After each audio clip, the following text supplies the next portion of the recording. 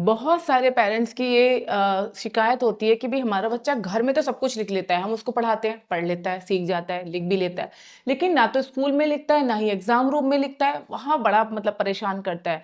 आखिर ऐसा क्यों होता है कि बच्चे क्लास में जाके नहीं लिखते हैं और एग्जाम रूम में नहीं लिखते हैं? मतलब जो प्रिपरेशन हमने उनको करवाई है, ट्यूशन टीचर ने करवाई है या पेरेंट्स ने करवाई है, घर में वो सब कुछ लिख रहा है, सब कुछ बता रहा है, लेकिन एग्जाम रूम में नहीं लिख रहा है, क्लास में नहीं लिख रहा है, क्यों? आज की अपनी इस वीडियो में हम इसी टॉपिक को डिस्कस करने वाले हैं, तो वीडियो को पूरा जरूर देखना, हर एक स्टेप को बहुत अच्छे से समझना। इसमें कुछ बहुत सीरियस कारण भी कई बार होते हैं, उनको भी आपको पकड़ना बहुत जरूरी है।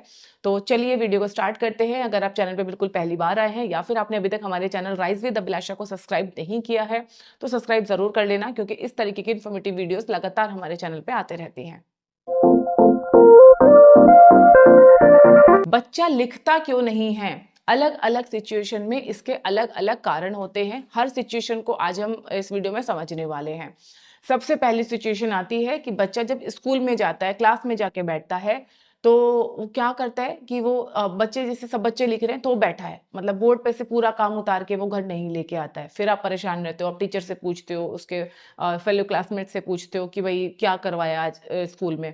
ठीक है, इसका जो कारण होता है, इसके भी बहुत सारे कारण। पहला कारण तो ये होता है कि जो आपका बच्चा है वो कहीं ऐसा तो नहीं है बोर्ड से बहुत ज्यादा दूर बैठा है और वो चीजों को समझ ही नहीं पा रहा है, वो उसको जो लेटर है बोर्ड पे वो ठीक से दिखाई ही नहीं दे रहे हैं। कई बार ये भी एक कारण होता है।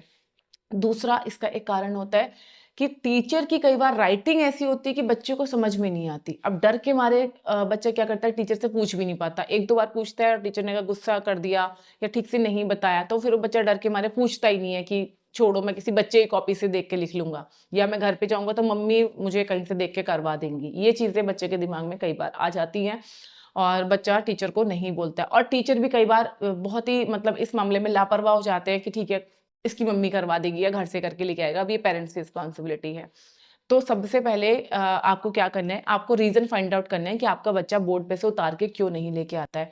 अगर आपका बच्चा पीछे बैठता है और वहां से उसको दिखाई नहीं दे रहा है, हालांकि जो हमारे क्लासरूम्स होते हैं वो इस तरीके के बने हुए होते हैं कि सबसे पीछे वाले बच्चे को भी बड़े आराम से बोर्ड का दिखाई दे, लेकिन अगर दिखाई नहीं दे रहा है तो हो सकता है उसकी आई साइट की प्रॉब्लम हो। तो एक बार उसकी आई साइट आप टेस्ट जरूर करवाइए।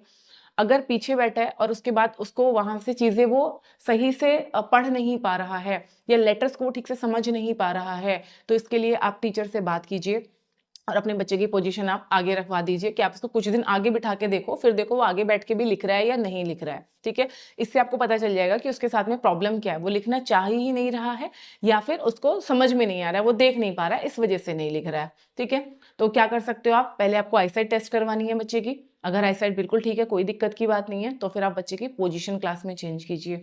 इसके अलावा बीइंग अ पेरेंट आप अलर्ट रहिए कि आपका जो बच्चा जिस सब्जेक्ट में नहीं लिख के आ रहा है, अगर किसी पर्टिकुलर सब्जेक्ट में नहीं लिख के आ रहा है, तो एक बार आप टीचर की राइटिंग भी जरूर चेक करो। बहुत छोटी सी चीज़ है, इस पर अक्सर हमारा ध्यान नहीं जाता, लेकिन ये भी एक बहुत बड़ा कारण हो जाता है कई बार कि बच्चे टीचर को कुछ बोल नहीं पाते हैं और घर स्कूल से लिख के भी नहीं लेके आते हैं। अगर आपका बच्चा किसी भी सब्जेक्ट का काम नहीं करके लेके आ रहा और टीचर अलग अलग है, तो फिर ये आपके बच्चे की प्रॉब्लम हो सकती है। लेकिन अगर किसी पर्टिकुलर सब्जेक्ट का काम नहीं कर रहा है, तो ये टीचर की राइटिंग की प्रॉब्लम हो सकती है। ठीक है, इसके अलावा एक चीज को और अश्योर करें कि आपका बच्चा बहुत डरा या घबराया हुआ तो नहीं रहता। उसका जो ट्यूशन टीचर है या उनके जो स्कूल में टीचर हैं, कहीं ऐसा तो नहीं है उनसे बहुत ज्यादा डरता है, घबराता है ना? तो ये भी चीज नहीं होनी चाहिए। कई बार इस वजह से भी बच्चे काम नहीं कर पाते हैं। इसके अलावा कई सारे ऐसे मेंटल इश्यूज होते हैं जिसकी वजह से बच्चा लेटर्स को ठीक से समझ नहीं पाता है, पढ़ नहीं पाता है। मतलब वो अपने नजदीक में कॉपी किताब से तो वो पढ़ लेता है, लेकिन सामने जब लेटर्स आते हैं तो वो लेटर्स उसके सामने नाचने लगते हैं, वो उनको असेंबल नहीं कर पाता है, पढ़ नहीं पाता है। तो एक बार ये प्रैक्टिस अपने घर में भी आप करवा के देखो। आप अपने घर में एक बोर्ड लो और बोर्ड पे सारे लेटर्स लिखो, जो भी चीजें आपको लिखनी है वो आप वहाँ पे लिखिए और बच्चे को सामने बिठा के पढ़वाइए और लिखवाइए कि क्या वो लिख पा रहा है। अगर घर पे वो आराम से सारी चीजें कर रहा है, सिर्फ स्कूल में दिक्कत आ रही है, तो फिर ये उसके साथ में कोई भी मेंटल इश्यूज नहीं है, जस्ट वो डरा हुआ है, घबराया हुआ है, या फिर वो लापरवाही थोड़ी सी कर रहा है, जिसके लिए आपको उसको थोड़ा सा कड़क होकर समझाने की जरूरत है। आपका बच्चा है, आपको बेटर पता है कि वो घबरा रहा है या वो लापरवाही कर रहा है ना? अगर वो डरा हुआ है तो टीचर से बात कीजिए, लापरवाही कर रहा है, जानबूझ के काम नहीं कर रहा है, तो बच्चे को समझाइए, उससे बात कीजिए, साथ में टीचर से भी बात कीजिए। ठीक है, तो ये तो बात हो गई नॉर्मल जब क्लास में बच्चा रहता है तब वो क्यों नहीं लिखता है, ठीक है। अब बात कर लेते हैं दूसरे टॉपिक की कि बच्चा एग्जाम में क्यों नहीं लिखता है। मतलब घर में वो चीज़ हमने उसको पढ़ाई, उसने बहुत अच्छे से लिखी है, बहुत अच्छे से सब चीज़ों के आंसर दिए हैं, लेकिन जब स्कूल में एग्जाम का टाइम आता है तो बच्चा नहीं लिख रहा है। क्यों नहीं लिख पा रहा है? इसका पहला कारण होता है कि जब हम घर में बच्चे को पढ़ाते हैं तो बच्चे को पता होता है कि टॉपिक क्या चल रहा है, तो वो क्या करता है, इंस्टेंट याद करता है, जल्दी से लिख देता है ना। लेकिन जब एग्जाम रूम में वो जाके बैठता है तो उसको कई बार क्वेश्चन ही समझ में नहीं आते, उसे यही नहीं समझ में आता कि लिखा क्या है, मुझे इसमें आंसर क्या करना है।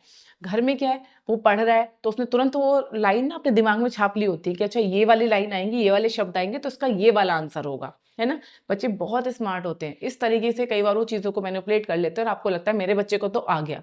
या कई बार बीइंग अ पेरेंट हम क्या करते हैं, उनसे सिर्फ ओरली सुन लेते हैं, जैसे क्वेश्चन आंसर्स हैं या वर्ड मीनिंग्स हैं तो हम उनसे ओरली सुन लेते हैं, ओरली वो जवाब भी दे देते हैं। लेकिन जब बारी लिखने की आती है तो वो शब्दों का आपस में तालमेल नहीं बिठा पाते, उनको समझ में नहीं आता कौन सा शब्द कैसे लिखना है, फोनिक्स उनको कई बार क्लियर नहीं होते, वर्ड्स कहाँ क्या आना है वो उनको समझ में नहीं आता, जिसकी वजह से वो लिख नहीं पाते, है ना। तो क्या कारण होता है लिखने का? पहला कि बच्चा रीड ही नहीं कर पा रहा है कि उसको लिखना क्या है, क्वेश्चन क्या है, मतलब क्वेश्चन का मीनिंग उसको समझ में नहीं आ रहा है तो वो लिखेगा कहाँ से।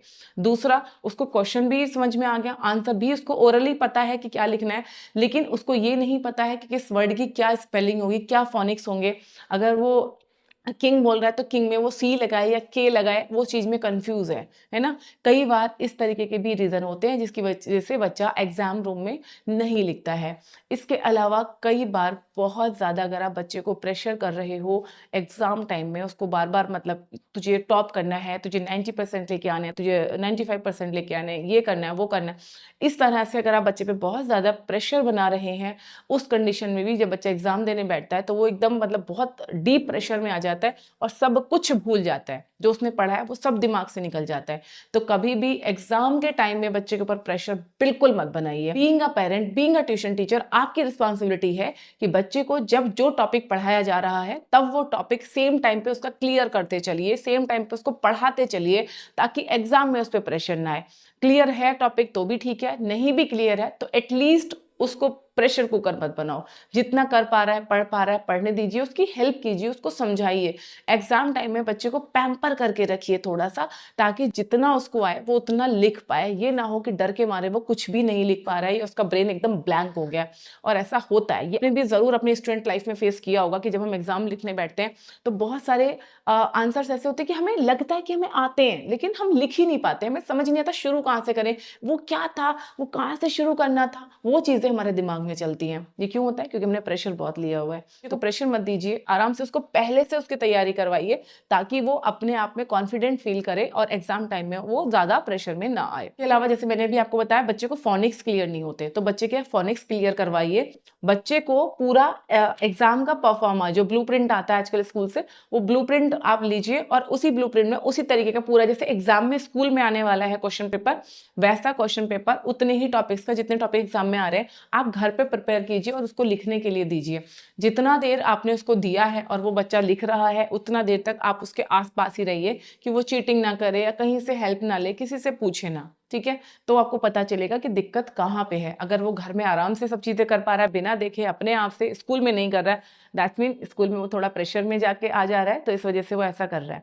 बट अगर घर में भी नहीं लिख पा रहा है, स्कूल में भी नहीं लिख पा रहा है, तो उसके फोनिक्स आप क्लियर कीजिए, उससे बात कीजिए कि उसको दिक्कत कहाँ आ रही है, समझने में दिक्कत आ रही है, बोलने लिखने में दिक्कत आ रही है। ऐसे बहुत सारे कारण होते हैं कि बच्चा लिख क्यों नहीं पाता है। टॉपिक से जुड़ा हुआ कोई भी सवाल आपका है या कोई भी चीज अगर मैं क्लियर करना भूल गई हूँ तो प्लीज कमेंट सेक्शन में जरूर बताना, ताकि बाकी लोगों को भी उससे हेल्प हो सके। और अगर मुझे जरूरी लगेगा तो मैं इस टॉपिक पे दोबारा से एक वीडियो लेके आऊंगी। चीजें रह गई हैं जो कवर नहीं हो पाई हैं उसको हम अगली वीडियो में कवर करेंगे। तो चलिए मिलते हैं नेक्स्ट किसी वीडियो में, तब अपना ध्यान रखिए। Thank you.